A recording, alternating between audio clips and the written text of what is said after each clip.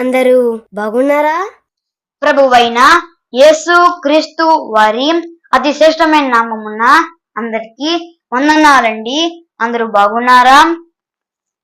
ఒక కీర్తన పాడుకొని ప్రభువును మహిమ పరుద్దామండి. ప్రేమ పూర్ణుడా, స్నేహశీలుడా, విశ్వనాథుడా, విజయ వీరుడా, ఆపత్కాలమందున సర్వలోకమందున దీనజనాలి దీపముగా వెలుగుచున్నవాడా, ఆపత్కాలమందున సర్వలోకమందున దీనజనాలి దీపముగా వెలుగుచున్నవాడా, ప్రేమ పూర్ణుడా, స్నేహశీలుడా, విశ్వనాథుడా, విజయ వీరుడా, విజయ వీరుడా. ఆమేన్. పరిశుద్ధ గ్రంథముల నుండి మనము దేవుని లేఖనములను ధ్యానం చేద్దామండి. చూడండి, గలతీయులకు రాసిన పత్రిక 2వ అధ్యాయము 6వ చదువుకుందామండి. 2వ అధ్యాయము 6వ వచనం. ఎన్నికైన వారుగా ఎంచబడిన వారి యొద్ద నేనేమియూ నేర్చుకొనలేదు, వారంతటి వారైనను నాకు లక్ష్యము లేదు. దేవుడు నరుని వేషము చూడడు. ఆ ఎన్నికైన వారు నాకేమియూ ఉపదేశింపలేదు. చదవబడిన లేఖన భాగము దేవుడు తన ఆత్మ ద్వారా వచ్చి దీవించబడినట్లుగా చిన్న ప్రార్థన చేసుకుందామండి. పరిశుద్ధుడైన మా తండ్రి, ప్రేమ నమ్మకం కలిగిన మా దేవా, మీ ఘనమైన నామన ప్రభువా, మీకే వందనములు చెల్లించుకున్నాం ప్రభువా. మరి వాక్యం చెప్పుటకు మీరే సహాయం తెచ్చమని దీవించమని మీకే వందనములు కృతజ్ఞతాస్తుతులు చెల్లించుకుంటూ ప్రభు, మరి ఈ వాక్యం ప్రతి ఒక్కరూ వినుటకు సహాయం చేయమని దీవించమని, ఈ వాక్యం వారి జ్ఞానముగా మారటకు సహాయం చేయమని మా ప్రాణ ప్రభు, మా రక్షకుడైన క్రీస్తు వారి దివ్యమైన శ్రేష్టమైన నామములోనే ప్రార్థన చేయుచున్నాం తండ్రి. ఆమేన్. ఆమేన్. చూడండి ప్రియులారా, ఇందులో కొన్ని మాటలు ఉన్నాయండి. ఆ మాట తెలియజేస్తాను.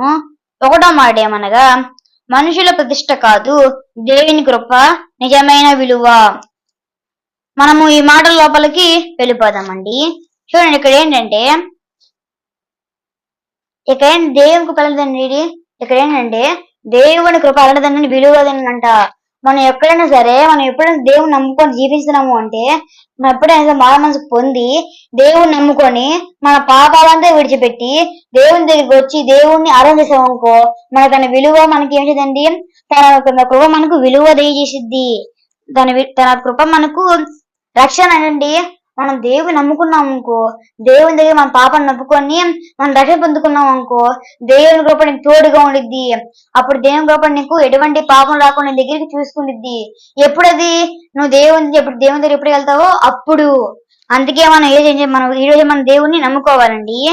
నువ్వు దేవుని దగ్గరికి వెళ్ళాలి. ఈ రోజే మనం కనుక దేవుని దగ్గరికి వెళ్ళామనుకో, ఆయన తన దగ్గర వచ్చిన వాళ్ళందరూ వెళ్ళిపోయారా, ఆయన నమ్ముకోవాలి. ఆయన నివేం దేవుడు కాబట్టి. ఎందుకంటే ఆయన నమ్మకమైన దేవుడు. ఆయన దేవుని నువ్వు ఆరాధన చేస్తున్నావమ్మా, అంతే ఏంటండి, ఆరాధన చేస్తున్నావు.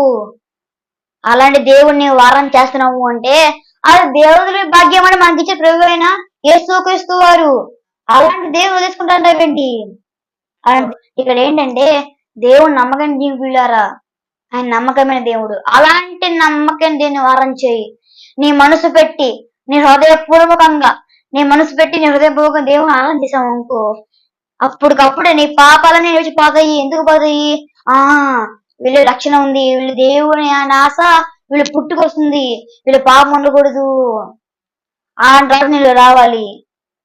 దేవుని దగ్గర నువ్వు ఉన్నావు అనుకో, ఎప్పుడు నీకు ఆనందమే ఉండిద్ది. ఎప్పుడు బాధ ఉండవమ్మా. నీవన్న ఇబ్బంది పోతాయి. ఎందుకు పోతాయి? నువ్వు దేవుని దగ్గర ఉన్నావు కాబట్టి. దేవుని దగ్గర నీకు ఎప్పుడు మంచి కార్యంలో జరుగుతాయి. నీ కుటుంబం బాగుపడిద్ది. నీ కుటుంబం బాగుపడాలంటే, నీవు బాగుపడాలంటే నీ చేతులను పోయారా, అది నీ చేతులను బాగుపడి ఉంది. అందుకే మనం దేవుని ఆరాధన చేయాలి. దేవుని కృప అలాంటిదో, దేవుని కృప మనకి ఏం విషయం మనకు తెలియపోయారా, అలాంటి కృప మనం జ్ఞాపకం చేసుకోవాలి. ఆయన కృప అలాంటిదంటే నిత్యం మనసుని కృప అయింది. ఆయన కృప అలాంటిదండి. మనం పడిపోయిన మనం లేవనెత్తే కృప. అలాంటి కృప లోబడు. ఇది ఇక్కడ మాట. దేవుడు మనకు అలాంటి భాగ్యము, అలాంటి ధన్యత దయచేయను గాక. ఆమేన్. అందరి కొరకు ప్రార్థన చేసుకున్నామండి. పరిశుద్ధుడైన తండ్రి, ప్రేమ నమ్మకం కలిగిన మా దేవా, మీ ఘనమైన శ్రేష్టమైన నామన ప్రభువా, మీకే వందనములు చెల్లించుకున్నాం ప్రభువా. మరి వాక్యం చెప్పుటకు మీ నాకు సహాయాన్ని, మీ బలమును దర్శించినందుకు మీకే వందనం చెల్లించుకుంటూ, మరి ఇప్పుడు మీ వాక్యం ఉన్న ప్రభువా, మీ వాక్యం వినుంటే కాకుండా ప్రభువా, ఆ వాక్యంలో ఒకటి మీరు సహాయం చేయండి. ఆ వాక్యం ధ్యానించడానికి మీరు సహాయం చేయండి.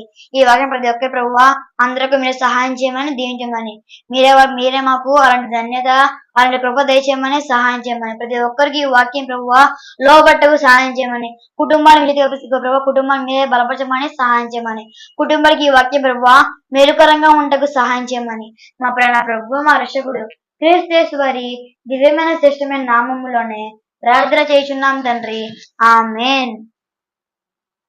అందరికీ వందనాలండి.